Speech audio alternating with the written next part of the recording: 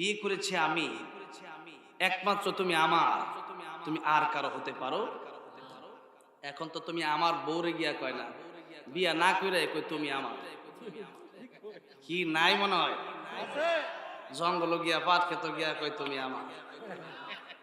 এই তুমি আমার আবার কইেন না, তাহলে কি কইরা তুমি আমার কই দেব? বিয়া কইরা তুমি আমার কইতে। আমাদের দেশের যুবকরা এখন মানে বিয়ে করতে রাজি না, খালি প্রেম ভালোবাসা করতে রাজি। আর সস্তায় দুধ পাওয়া গেলে গায়ে পালে কে? এখন মেয়েদের যে অবস্থা, মেয়েরা সস্তা হয়ে গেছে, মেয়েদের দাম পৃথিবীতে অনেক বেশি। দুনিয়ার সবচেয়ে দামি জিনিস হলো মেয়েরা। আর এই মেয়েরা নিজেরাই ছোট হয়ে যাচ্ছে পর্দা না করে। সোলা কলার যেমন দাম নাই, যেই মায়েরা পর্দা করে না এই মায়েরও দাম নাই। নষ্ট কলা, কলার ভিতরে মশা মাছি বইলে কলা কেউ খায়? এই কলা কেউ খায় না। ঠিক তেমনি ভাবে একটা মেয়ে যখন বিয়ের আগে ওই সব কাম শেষ হয়ে গেছিল, নিবু কাটা যেরকম ঠিক নেবে ঠিক। আহারে, আর আমাদের সমাজে যে অবস্থা, আমাদের প্রেম করা মানে খুব সহজ হয়ে গেছে এখন, আর বিয়েটাকে করা হয়েছে কঠিন। অথচ রাসূলুল্লাহ সাল্লাল্লাহু আলাইহি সাল্লাম বলছেন 3 কাজে দেরি না করতে। কয় কাজে? 3 কাজে। 1 নম্বর, নামাজের সময় হয়ে গেলে পরে তাড়াতাড়ি নামাজ পড়ে নেবেন, দেরি করবেন না। 2 নম্বর, যখন কোনো মানুষ মরে যায় তখন তাদের জানাজা তাড়াতাড়ি করতে বলেছেন রাসূলুল্লাহ সাল্লাল্লাহু আলাইহি ওয়াসাল্লাম। কিন্তু আমরা 3 দিন দেরিও করি মাঝে মাঝে, যে বাস পোলা বিদেশ থেকে আসুক, সেই দেরি করা যাবে না। যেই ব্যক্তি জান্নাতি হয় সেই ব্যক্তি কখন আল্লাহর সাথে মোলাকাত করবে, কখন কবরে যাবে, সেই চিন্তা সেই ব্যক্তি করে। সুবহানাল্লাহ বলে। কারণ সে কবরে যাবে, আর সে কবরে যাওয়ার সাথে সাথে তার কবরটা জান্নাতের বাগান হয়ে যাবে। এই জন্য মানুষ মৃত্যুবরণ করলে পরে তার তাড়াতাড়ি জানাজা দিয়া দাফন দিয়ে দেওয়া। এরপর আরেকটা কথা হলো, বিয়ের সময় হয়ে গেলে যারা পিতামাতা আছেন তাড়াতাড়ি বিয়ে করে দিবেন। ঠিক আছে তো ইনশাআল্লাহ? এখন বিয়ে যদি আপনি না করেন, আপনার ছেলে করবে কিভাবে? আপনি বলবেন আমার পোলারে খাওয়াবে কে? আরে খাওয়ার দায়িত্ব কি? আপনি যখন জন্ম নিয়েছিলেন তখন কি আপনি ভাবছিলেন আপনি কি খাবেন? কিন্তু ব্যবস্থা করতেছে কে? জুরবানি কে করতেছে? ইন্নাল্লাহা হুয়ার রাজ্জাকু যুল কুওয়াতিল মাতিন। রিজিকের মালিক কে বলেন? রিজিকের মালিক আল্লাহ। আল্লাহ দুনিয়াতে আমার আপনারে পাঠানোর 50,000 বছর আগে লৌহে মাহফুজ, যেটা ইসরাফিল আলাইহিস সালামের এই দুইটা কি ব্রুর মাঝখানে আল্লাহ পাক লৌহে মাহফুজ রাখছে। লৌহে মাহফুজ হলো পৃথিবী যত বড়, লৌহে মাহফুজ তত বড়। কোন সুবহানাল্লাহ। এই লৌহে মাহফুজ বাল হুয়া কুরআনুম মাজিদ ফি লৌহে মাহফুজ, সেই লৌহে মাহফুজে কোরআন শরীফ সংরক্ষিত করা আছে। সেই লৌহে মাহফুজটার ভিতরে প্রত্যেকটা, এখানে যারা বসে আছেন প্রত্যেকটা মানুষের ছবি সেখানে লটকানো আছে। বলেন সুবহানাল্লাহ। এক হাদিস শরীফের ভিতরে আল্লাহর পয়গম্বর রাহমাতুল লিল আলামিন বলেন, আমার সাথে সমস্ত পয়গম্বরেরা দেখা করছে। বলেন সুবহানাল্লাহ। কিভাবে? এটা স্বপ্নের ভিতরেও হতে পারে, অথবা ওই যে মেরাজে গিয়েছিলেন সেই রাতেও হতে পারে। এখন আল্লাহর পয়গম্বর রাহমাতুল লিল আলামিন বলেন, পয়গম্বররা আমার সাথে দেখা করলো। কোন নবী আমার কাছে আসলো 40 জন উম্মত নিয়ে, কোন নবী আসলো 20 জন, কোন নবী 10 জন, কোন নবী 5 জন, কোন নবী 1 জন, কোন নবী 9 জন।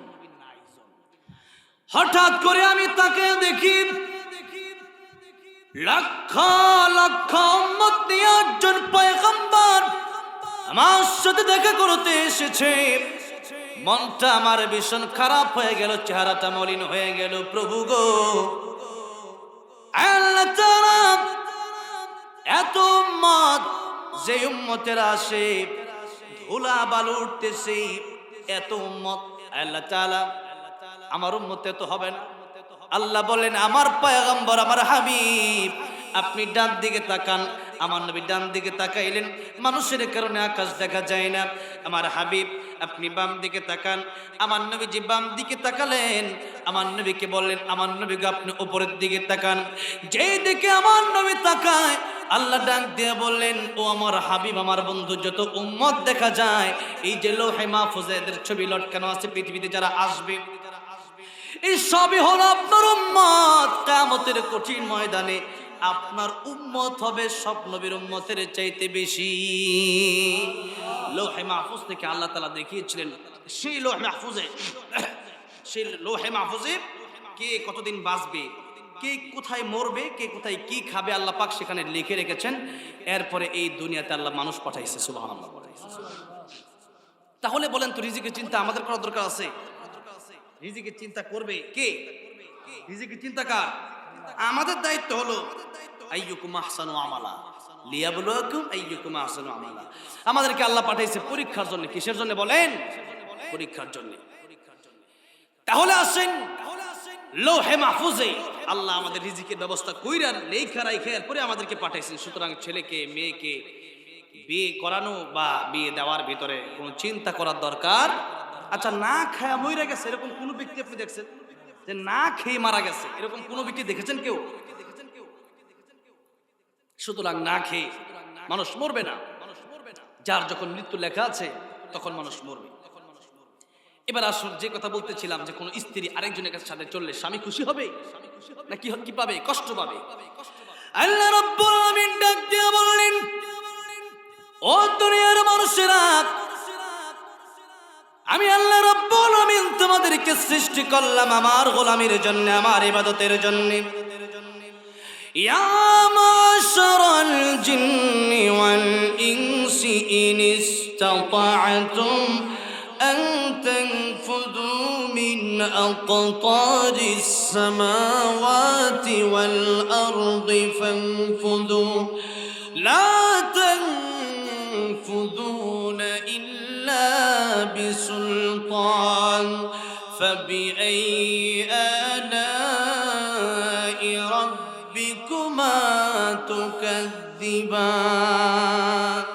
আল্লাহ তাআলা বলেন, আমার ইবাদত যদি না করতে মন চায় তাহলে তোমরা আমার আসমান আমার জমিন ছেড়ে বের হয়ে যাও। নাউজুবিল্লাহ বলেন। আচ্ছা বলেন তো, বাংলাদেশের আসমান জমিন কার? আর ইন্ডিয়া? কয়েকদিন আগে ইন্ডিয়াতে একটা বিশ্বকাপ খেলা হয়েছিল, জানেন নি আপনারা? আর যুবকরা তো জানি, তো খেলা দেখছে। খেলার দিন মাহফিল লোক থাকে না। গত বছর আর্জেন্টিনা ব্রাজিলে খেলা হইতেছে, বিশ্বকাপ খেলা যায়, ফাইনাল খেলার দিন মাহফিল লোক নেই। আমি কই গেছি তো এটা খেলা দেখবার গেছে, এটা বোঝে না। একদিকে খেলা আরেকদিকে মাহফিল, তাই খেলা দেখবার জায়গা। আর যদি কোয়া হইতো যে একদিকে 10,000 টাকা করে আছে, তাইলে মাহফিল মানে তো মাইকম্যান ছাড়া লোক পাওয়া পড়ে গেছে। মাইক পাড়া দেওয়া লাগে। এই যে বিশ্বকাপ খেলা হইলো ইন্ডিয়াতে, এই খেলার পরে বাঙালি তো মুসলমান, এরা তো এমনি ইন্ডিয়া দাদা করে দেখতারা। এইটা মিডিয়াতে ছাইরেন না, আমি ইন্ডিয়া যাবো এই মাসে, ঝামেলা হয়ে যাবে আগে। আমি ইন্ডিয়াতে আমিও জানুয়ারি 10 তারিখে, পরে ছাইরেন, আমি ইন্ডিয়া ঢুকবার দিত না। এখন এই দাদা বাবু, এই হিন্দুরা, এই নাস্তিক্যবাদরা, তারা ইন্ডিয়া হারছে, হ্যাঁ তো মুখ কালা হয়ে গেছে। নিজের হাতে অস্ট্রেলিয়ার কাপটা দিছে, অস্ট্রেলিয়ার যে কাপ দিছে। এখন যদি ইন্ডিয়া আর পাকিস্তান খেলা হয় অথবা যে কোনো দেশই হোক, বাঙালিরা দেখবেন ইন্ডিয়ার সাপোর্ট করে, অন্য যেটা এটা ওটু ওটু, ঠিক কিনা বলেন? সব মানে এরা ওটু সাপোর্টার হয়ে যায়। এখন অস্ট্রেলিয়া কাপ পাইছে, বাঙালিরা খুব খুশি হয়েছে, ইন্ডিয়ার বিরুদ্ধে ফেসবুক। এখন ইন্ডিয়ার এক দাদা বাবু কত বড় বেঈমান হলে পরে এই কথা বলতে পারে, বাংলাদেশ আমরা সৃষ্টি করছি, নাউজুবিল্লাহ বলে। জুতা দিয়া কপালে সারা ফালানোর দরকার। বাংলাদেশ আমরা সৃষ্টি করছি, তোর পেট যদি আমরা ইন্ডিয়াতে বাংলাদেশ না তোরা না খায় মরবি। তখন সিরিয়াল যদি না দেয় তাও তো না খায় মরবি। আমাদের দেশের টাকা পয়সা দিয়ে চলস। আমি কলকাতা যাই, লক্ষ লক্ষ বাঙালি সেখানে থাকে। এই বাঙালিদের টাকা পয়সা দিয়ে তারা মিলিয়ন মিলিয়ন মার্কিন ডলার তারা ইনকাম করে। এখন কয় বাংলাদেশ আমরা সৃষ্টি করছি। এখন খায় তো গোবর, খায় কি? গোবর খাইলে আর মাথাতে ভালো জিনিস আইব? আচ্ছা, কয়েকদিন ধরে একটা জিনিস খুব মানে আপনারা দেখতে পাচ্ছেন যে টিডিং টিডিং সাইকেল চালায়, হ্যাঁ, প্যাক প্যাক ব্যাং লাফায়, টিডিং টিডিং সাইকেল চালায়, ব্যাং ব্যাং লাফায়। এটা তো মানে বাংলাদেশের শিক্ষা না, এটা হলো ইন্ডিয়ার কিছু ভিডিও মনে এটা হয়েছে। বাংলাদেশে মনে হয় এরকম হয় নাই। বাংলাদেশে হলে তো তার বিরুদ্ধে অবশ্যই প্রতিবাদ করতেই হবে। এগুলো কোনো শিক্ষা হতে পারে মানে ব্যাং লাফা, এটা মানুষ ব্যাং হইতে গেলে, মানুষ বান্দর হইতে গেলে। মানুষ তো মানুষ, আশরাফুল মাখলুকাত, মানুষ আদমের সন্তান, বান্দরের সন্তান।